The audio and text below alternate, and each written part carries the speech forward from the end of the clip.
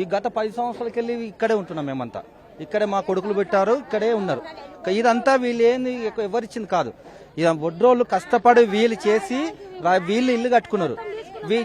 కష్టపడ్డారు. వీళ్ళు పైసలు కడితే కరెంటు లైన్ ఇచ్చారు, వాటర్ లైన్ ఇచ్చారు. 15 సంవత్సరాలకి వెళ్ళి వాటర్ డ్రైనేజ్ అన్ని వేశారు. వచ్చి వీలే కూడా కొడుతురు. మేము ఎట్లా మాకు న్యాయం జరిగేది? మాకు సగం న్యాయం కావాలి. ఇప్పుడు కష్టపడి సంపాదించుకున్నాము. మేము రాయికి రక్తం తీసి కూరలు పూడ్చుకొని గుడిసెలు వేసుకున్నాం. కొన్ని రోజులు గుడిసెలు వేసుకున్న తర్వాత ఇప్పుడు మళ్ళీ రూపాయి కూడబెట్టి కన్నా కష్టం చేసుకొని ఇల్లు కడిగి బట్టలు విండి అవి చేసుకొని మేము ఇంత గూడు కట్టుకున్నాం సార్.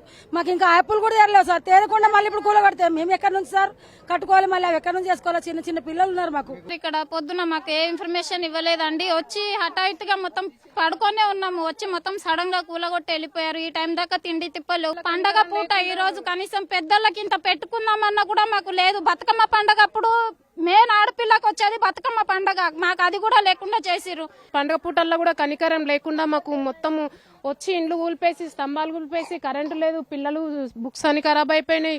అసలు తినడానికి పొద్దుగాల నుంచి నిల్చోనికి కూడా చేత కావట్లేదు సార్. మాకైతే న్యాయం కావాలి సార్. వాళ్ళ కాళ్ళు పట్టుకున్నా ఇలా నెట్టేశారు. కాళ్ళతో నెట్టేసి జేసీపీ ముందు పడుకుంటే పడిపోండి చచ్చిపోండి. ఈ రోజు పండగ రోజు మాకు పండగ లేకుండా మా బతుకులన్నీ రోడ్డు మీద వేసిర్రు. మాకు న్యాయం కావాలి.